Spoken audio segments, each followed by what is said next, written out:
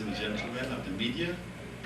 This brief post-cabinet press briefing covers the matters that were dealt with at Cabinet at its meeting on Tuesday, April 11th, 2017. We'll have to be very precise this morning as I have to go to the National Assembly for 2 o'clock. And so very brief. Cabinet was briefed on the consultations that were held with stakeholders on the value-added tax on private education that were held at the National Culture Center on April 4th, 2017. The members of Cabinet who attended the consultation were the Honorable Prime Minister, Minister of Education, and the Minister of Public Telecommunication, along with other officials. The views of stakeholders were reported to Cabinet, and Cabinet took into consideration those views which were made public at that forum, and having a full discussion on this matter, it was the decision of Cabinet that the VAT on private education will remain in accordance with the budgetary projections for 2017. It was, however, agreed that this measure will be reviewed along with all VAT measures for the 2018 national budget, the preparation of which will start in the month of June. The Honourable Minister of Finance submitted to Cabinet an external loan agreement between the Cooperative Republic of Guyana and the International Fund for Agricultural Development. This agreement, for the sum of United States dollars 7.96 million, was for the financing of the Hinterland Environmentally Sustainable Development Project. Cabinet noted the agreement and approved its being laid in the National Assembly in accordance with Section 3(6) of the External Loans Act, Chapter 7408 of the Laws of Guyana. Cabinet approved attendance at the 4th meeting of the Quartet of Foreign Ministers of the Community of Latin America and the Caribbean States, CELAC, at Turkey, to be held in Istanbul, Turkey, from April 20th to the 21st. The CELAC Quartet is the highest coordinating forum of CELAC, and Guyana, by virtue of being the current chairman of CARICOM, is a member of that quartet. The CELAC Turkey mechanism was established in 2015 to pursue South-South cooperation and to strengthen political dialogue and coordinate approaches of matters of common interest on the international agenda. The meeting will be attended by Vice President and Minister of Foreign Affairs, the Honorable Carl Gunage, and Ambassador Audrey Jardine Waddell, the Director General of the Ministry. It is expected that the Honorable Minister will sign a memorandum of understanding with the government of Turkey on political consultations between Turkey and Guyana in the margins of this meeting. Cabinet approved participation in training courses in modern forms and methods of counteraction against terrorism and extremism to be held in Russia between April 15th and September 25th, 2017. The course will address issues related to terrorism and extremism, counteraction against narcotics and psychotropic substances, and the organization of units to combat economic crimes. The following members of the Guyana Police Force will attend the course: Mr. Michel Caesar, Assistant Superintendent of Police; Mr. Wayne DeHart, Superintendent of Police; and Mr. Simeon Reed, Assistant Superintendent of Police. It is noted that this course forms part of the overall trust of the government to build capacity within the Guyana police force and to ensure also that the skill set of our police officers continue to improve. Guyana will participate in a CCOP cooperation project course to be hosted by the Caribbean Regional Drug Law Enforcement Center in Jamaica. The course will seek to enhance the capabilities of countries along the regional cocaine trafficking transportation route to combat maritime trafficking in a coordinated manner. Corporal Higgins of the Guyana Police Force will attend the course. Cabinet has noted the award of contracts by the procurement entities and the National Procurement and Tender Administration Board as follows. For the rehabilitation of hinterland roads in Region Number 1, and this is very important because at previous visits to particularly sub-regions 1 and 2 of that region, the residents were very vocal in their complaints about the condition of the roads at Mabaruma and at Port Kaituma. And so I am very pleased to announce that the contracts for the rehabilitation of these roads that Cabinet gave, noted and gave us an objection, for the rehabilitation of Central Kaituma Wharf Road to the Old Junction Road at Port Kaituma, a contract in the sum of $51 million awarded to S. Lurick Contracting Services. For Lot 2, which is the rehabilitation of roads from Port Kaituma to Matthews Ridge, Phase 2, contract in the sum of $334,226,800 awarded to International Imports and Supplies. For Lot 3, the rehabilitation of Central Kaituma Catwalk Road to Orodok, Port Kaituma, contract in the sum of $16,870,950 awarded to International Import and Supplies. Lot 4, for the rehabilitation of Port Kaituma Road from the airstrip to Pittsburgh Housing Scheme, a contract in the sum of $213,286,000 awarded to KP Thomas and Sons Contracting Inc. For Lot 5, the rehabilitation of the road from Comaka Junction to the waterfront at Mabaruma, a contract in a sum of $66,244,000 awarded to Mohammed Ramzan Ali Khan Construction.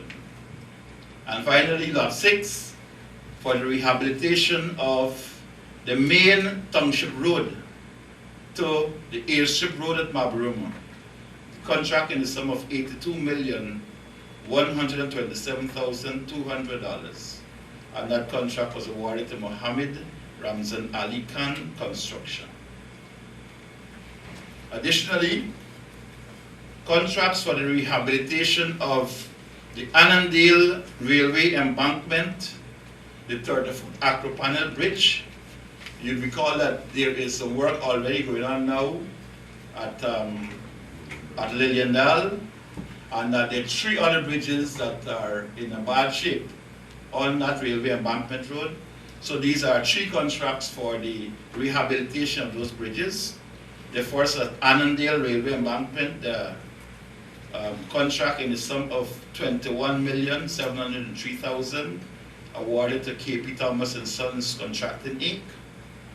For the rehabilitation of the Pleasance Railway Embankment, the 30-foot Acropanel Bridge, contract in the sum of $19,900,000 awarded to the Dalip Enterprise.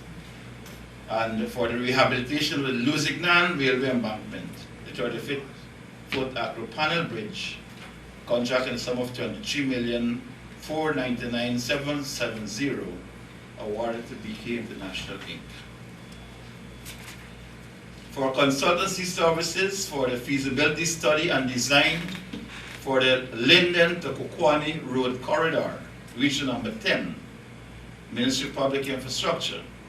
The contract in the sum of $499,100 United States dollars, awarded to Genova Brazil Projectos Limited in association with Semco Inc.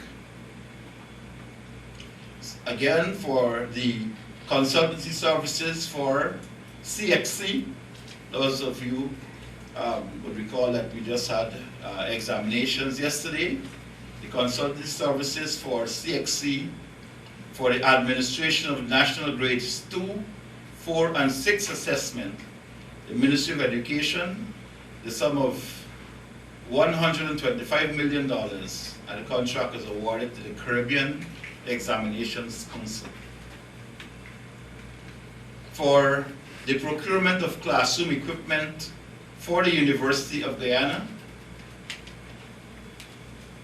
contract awarded in 2 lots. Lot 1 for computers and printers, a contract in the sum of $15,415,000, awarded to Digital Technology.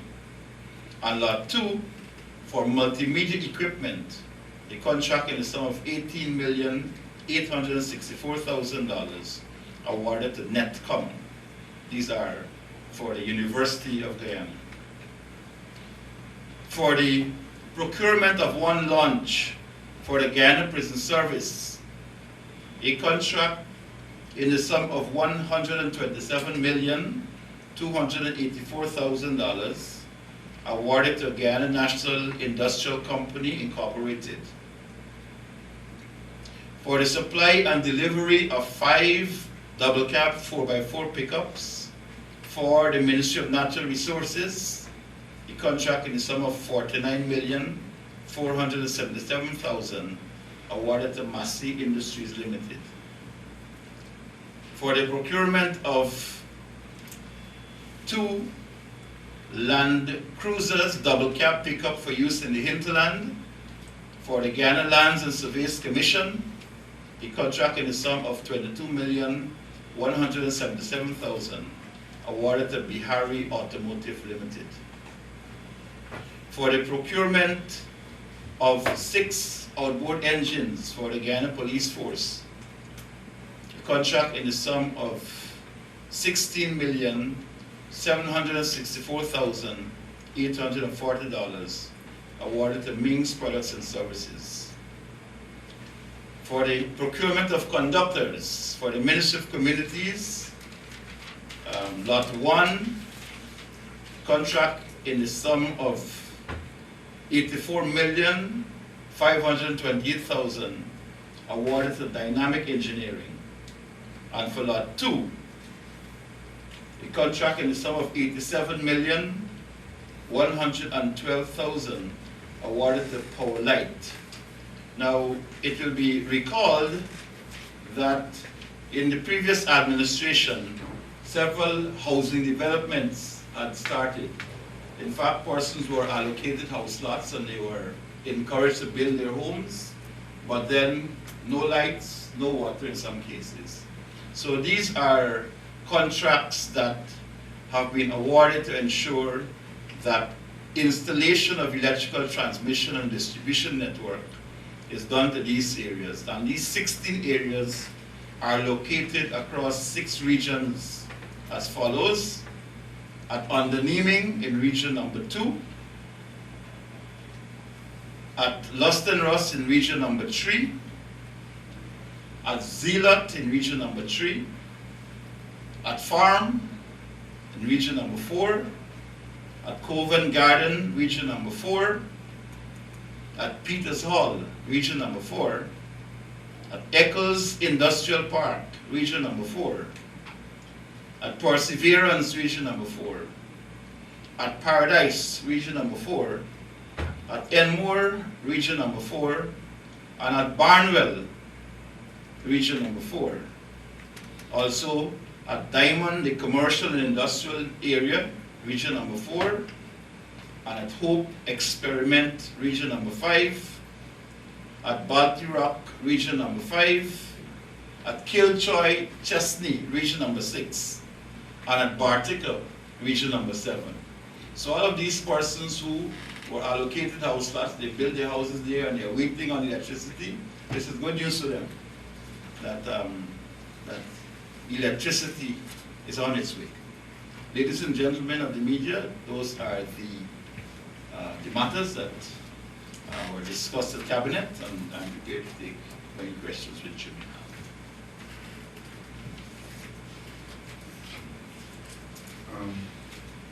Adam Harris, Prime Minister. Sir, you talked about a lot of all-weather roads in Region 1. My Yes. question is, are these all-weather roads or they're going to be surfaced or something? No, these are all-weather roads that we're building. These are all-weather roads, and in fact, the Minister of Public Infrastructure has undertaken to visit these communities once these contracts are signed with the contractors, so that the people in the community can see the contractors and know the extent of this contract and what it is that they're expecting. We expect that once infrastructure is put into a community, that the community should help in protecting that infrastructure, because they are the ones who are inconvenienced when this public infrastructure that costs so much money, when they're badly or improperly used. And quickly, I wanted to talk about the fact on the tuition. Would you say what were some of the arguments put forward by the stakeholders who met with the three ministers, sir? Are you in a position to say? Well, I think those are matters of public record now, because I think all of the media houses were there, and they were there. In fact, these statements that were made also were part of petitions that were presented. I think by and large what they're saying is that the VAT on private education should be removed. That is the thrust of the arguments. And as I said, Cabinet undertook to have a review of not just only the VAT on education, but VAT generally going into our 2018 budget. One argument is that these schools are actually enjoying the benefits of the public education system because the teachers are from the public education system. Was that made known to them, sir? Well, these are issues that were raised by the ministers who were there, but in fact it was a listening brief, more or less. Listening to what concerns the stakeholders have, and just to ensure that this was not just consultation for the sake of consultation, but that we were taking into consideration what the issues that they raised, what were the issues that they raised. They, of course, it is known, it was made known to the stakeholders that the teachers that are trained by the government and by the public system, that those are the persons sometimes who are actually gobbled up by the private schools. But as I said here before, it is the belief of the government that private and public schools are important to the education of the nation, that they all have a role to play in the education of our nation, and that we are spending large sums of money on infrastructure and on training in the education sector. And this is because of the commitment of this government to ensure that we have an education nation, that we have people who are prepared for the developments which are unfolding in this country, that can be able to take this country into the next millennium. Sorry to clarification is, could you say we in the third quarter, starting the second quarter, could you say where we are with spendings in terms of public contracts, when we will be with that? And secondly, you indicated that the ombudsman was supposed to be named by the end of the first quarter. Could you say where we are with that? Okay, yes. Certainly the spendings on public sector infrastructure projects is a matter which was of concern to us in 2015 and in 2016. What I can say, there's been a significant improvement in the disbursements under those projects. I cannot, however, at this point in time, give you what percentage of disbursements have taken place so far. But what I can say is that there's been an improvement over 2015 and 2016. But of course, the specifics of that, I'm sure the Ministry of Finance can give you that information. On the appointment of the Ombudsman, yes, we did say by the end of the first quarter. That has not been done. We are still in the process of identifying that person, and we believe that by the end of April, we'll be in a position to make that announcement. Minister, was there anyone selected to head Police Complaints Authority since Justice Kennedy is no longer? That's one of the positions that we're also looking to have filled as well. In fact, there are several public service positions that have to be filled. For example, the Public Service Appellate Tribunal that has been languishing for many years under the previous administration, that we're looking at ensuring that that body is also activated. Because in the absence of that, public servants who want to challenge their dismissals and so on, they have to engage in the expensive process of going to the High Court. And in many cases, of course, the system does not produce the kind of result that they're looking for in a very, very timely manner. So we believe that the importance of the Public Service Appellate Tribunal is also a matter which is on the front burner for us. And all of these issues we will try to have addressed very shortly. Sir, the opposition leader described certain constructions here as the Great Wall of China. Direct reference to the walls you putting up. Is there a reason, sir, for changing from the chain link fence we once had? And could you say how the general modifications are coming along? Yes, the general modifications are coming on fairly well. I believe that the contractor is on schedule with the work that he's doing. There was one issue with respect to the beams that were being constructed in the cabinet room, and because of the way the previous building was constructed, they had several posts along the way. So we had to change those to get better space, and some modifications had to be done with that distance. Well, the leader of the opposition is entitled to his opinion on several matters which he expresses very easily these days, and I believe he's relishing the idea that the media's given him more coverage as the leader of the opposition than he got as a president. So he's relishing in that, but we have to ensure, one, that whatever physical facilities that we put in place can guarantee the physical security of these premises and the physical security of the persons who enter and leave these premises. We are responsible for people when they come into these premises and they leave. You'll be well aware that there was a previous incident under the previous administration when persons were able to just storm the premises, and some persons were actually shot by the security. We have to put in place security arrangements that will prevent us having to use maximum force as was done in the previous administration. So it is important for us to ensure that we have proper facilities. This is the office of His Excellency the President. And therefore, we have to ensure that all of the security arrangements that are put in place are consistent with that high office which the President holds and the fact that it is located here. Minister Harmon, is there any issue coming out of the UN's visit, the UN representative visit, that you can share with the media today? Well, I can say to you that the visit of Mr. Nylander, who is the personal representative of the United Nations Secretary General,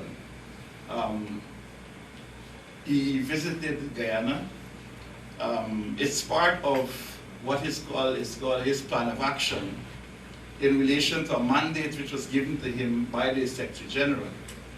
and that is his mandate basically runs up to the end of 2017. So his visit here came shortly after his visit to Caracas in Venezuela, and it was basically a fact-finding mission, and the president, after listening and talking, gave the assurance that Guyana would have the confidence in the capabilities of the person who was identified by the Secretary General to undertake this very important assignment, and that we will continue to work with the United Nations to ensure that we have a favorable outcome. And as it relates to the housing development, I'm not sure I missed it, but when are these projects and installation of electricity instrument are to be started? Well, once they're been announced, the contracts will be signed, and what I can say to you is that our Minister of Public Infrastructure is very proactive on these matters and very aggressive to ensure that these benefits are given to our people. So within a month of these contracts being announced here and they're being signed, the contractors are given time to mobilize and to get their act together. But I can say to you that the Minister of Public Infrastructure has been very aggressive in trying to get these things done and get them done in a timely manner so that people can have the benefits of these contracts. Henry Guyana Chronicle. So what explanation could be given on the issue of pattern education? What explanation could be given to the public to help them to better understand government's position on this issue? I don't know what else. I think the Minister of Finance has given an explanation.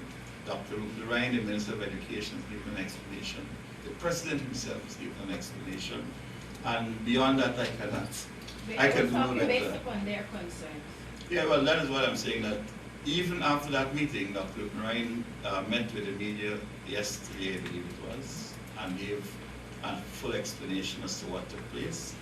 And I think as I said, the President also gave an explanation, and beyond that, I can't say no more.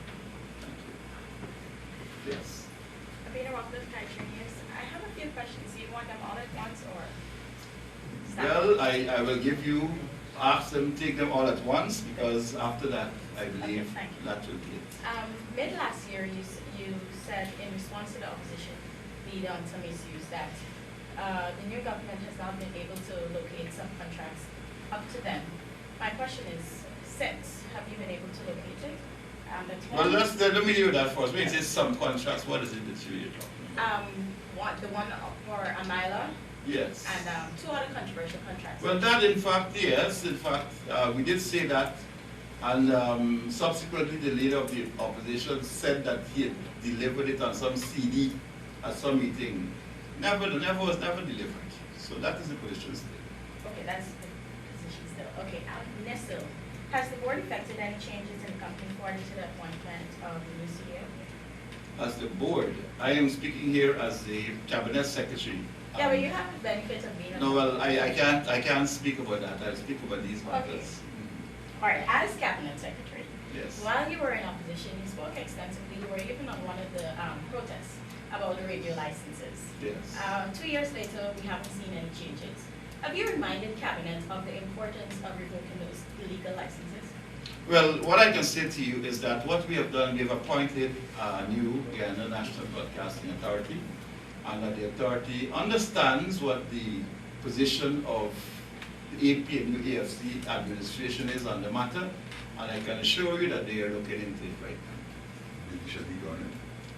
Ms. Bibi Shadiq has been, in fact, let me address this issue, because it seems as if the leader of the opposition is basically trying to run the government through the media.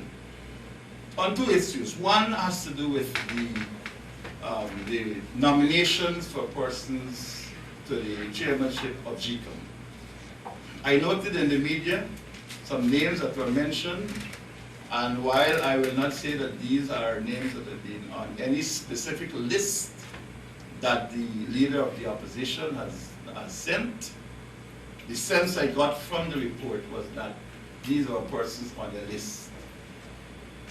sent by the leader of the opposition. But I can say to you as of this morning, no list has been sent by the leader of the opposition to His Excellency the President for consideration. That's one.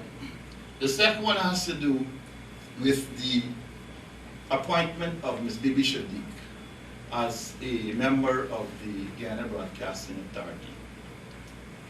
The opposition has statutorily a seat on certain boards in this country. And all of those boards on which the opposition will have seats, we have communicated with the opposition, and it was the statement, the public statement of the leader of the opposition previously, that they will not take up these seats on these boards until such time that we finish off with this witch hunt, what he considered to be a witch hunt. So as a result of that, many of these boards, they never took up these offers. On this National Broadcast Authority, after the authority was sworn in by the Honorable Prime Minister, after that was done, the leader of the opposition then submitted the name of Ms. Bibi Shadiq as a member of the authority. There is a process through which that has to go. Because every member of the authority is recommended by the responsible minister, and it comes to cabinet, and cabinet gives us an objection. After that is done, it is published in the official gazette. And based on that publication, an instrument is created, signed and issued by the Prime Minister to the member of the board. That is the process through which all of the other members who were appointed went.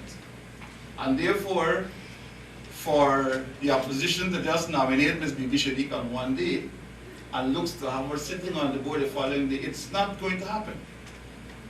The work of the government is done in a structured way, and what I can assure you is that the matter is now being addressed, that I believe very shortly the official gazette publication will be made, and Mrs. Shadiq will be sworn in very shortly, I can say that.